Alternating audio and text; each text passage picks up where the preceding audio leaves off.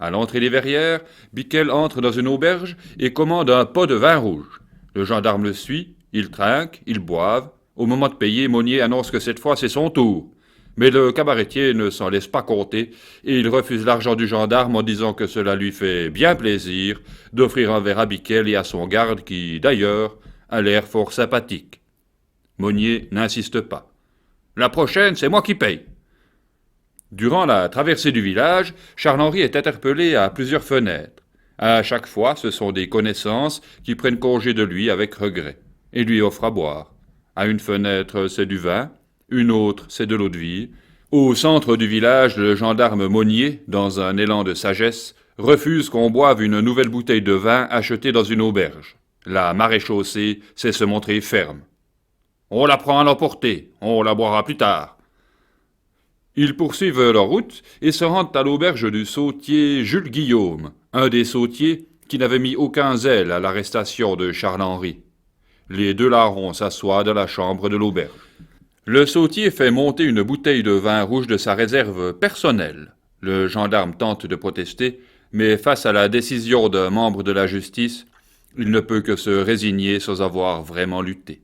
Le sautier fait péter le bouchon et serre largement les deux compères.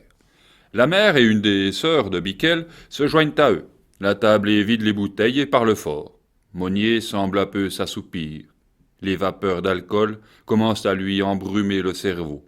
Sa tête tombe, il se ressaisit mais sans véritablement reprendre conscience. Il reste assis, hagard, les yeux dans le vin.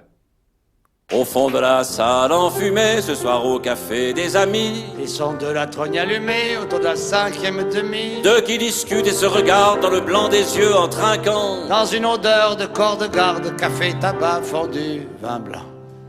À ce moment de la soirée, c'est vraiment la plaine gonflée. Au bout d'un certain temps, ou d'un temps certain, Monnier sort de sa torpeur. Il relève la tête et constate qu'il est maintenant seul à table. Biquel, sa sœur et sa mère ont disparu. Le gendarme se lève, tant bien que mal, et s'enquiert de son prisonnier. La domestique ne répond pas. Monnier sort dans la rue et voit Biquel revenir vers lui en courant. À nouveau réunis, Biquel et Monnier peuvent maintenant se rendre chez la mère Biquel, comme le châtelain l'a autorisé. Dès son retour dans la cuisine où il s'était colleté avec son père, Biquel devient plus sombre. Assis à la table familiale, le nez dans sa soupe, il sent la colère monter. Il se met à hurler, à demander où se trouve son scélérat de père.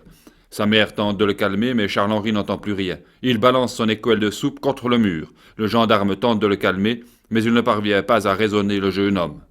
La mère profite de cette distraction pour empoigner la soupe et tout ce qui traîne sur la table pour les mettre en sécurité sur un banc devant la maison. À l'intérieur, le gendarme a réussi, enfin, à tempérer quelque peu son prisonnier.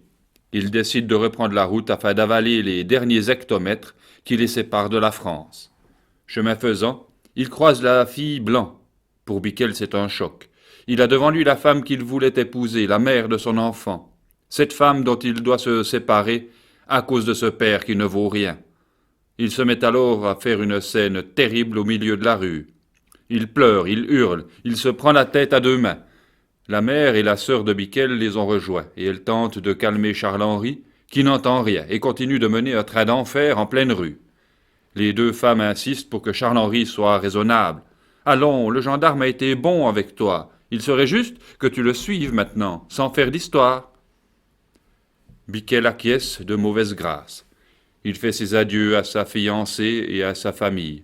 Il traîne nonchalamment ses godillots en direction des Verrières de Joux, accompagné du gendarme qui n'a qu'une idée en tête, enfin arrivé à la fin de cette journée éreintante à plus d'un titre. Arrivé à la hauteur d'une forge qui se trouve à l'extérieur des Verrières, Biquel demande à y entrer pour demander du feu pour allumer sa pipe. Cette fois, pour le gendarme, c'en est trop. Il refuse en disant qu'il lui en donnera à lui du feu. Mais Biquel insiste, ne pouvant se résigner à quitter définitivement son village natal.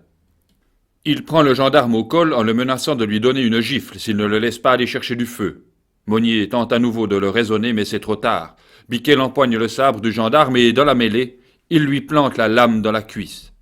Monnier tombe assis en proférant des jurons de charretier.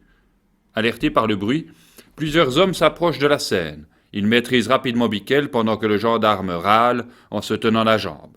Un des hommes propose de ficeler Biquel et de le redescendre à la prison de Motier.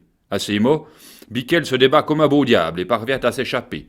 Il court maintenant en direction de la France. Monnier se relève et part à sa poursuite. Il parvient à le rattraper malgré sa jambe blessée.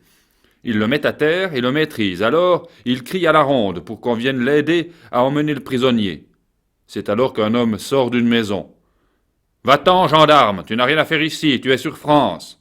Sauve-toi, ou bien tu te feras prendre. » « Il n'y a donc pas de justice par ici ?» demande le gendarme. « Oui, mais il faut aller jusqu'à Pontarlier. »« Bon sang, mais on est vraiment sur France ?» Sur quoi, Monnier relâche Biquel, qui s'enfuit dans une maison. Le gendarme suit l'homme qui lui montre la borne qu'il n'avait pas remarquée pendant qu'il coursait son prisonnier. Blessé, penaud, le gendarme n'a plus qu'à redescendre seul à Motier pour faire sa déposition.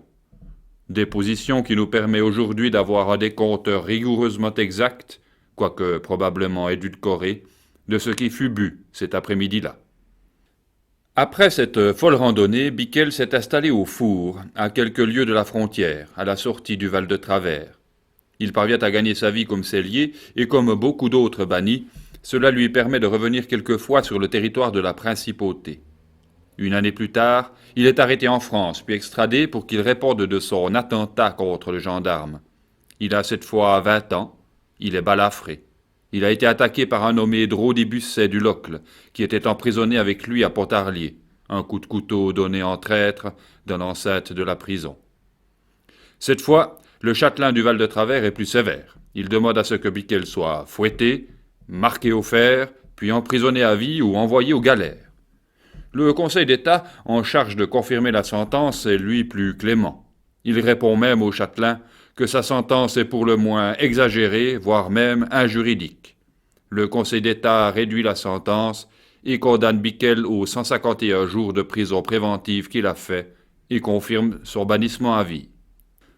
Biquel sera rejugé 5 ans plus tard pour avoir violé son bannissement. 15 jours de prison au pain et à l'eau et maintien du bannissement. Encore une fois, en 1830, Biquel a alors 39 ans. Il a 2 enfants avec une nommée Philippine Latour. Il fait cette fois 5 mois de prison. Le bannissement paraît oublié et Biquel semble ne plus avoir intéressé la justice. L'absence de bannissement y serait-il pour quelque chose?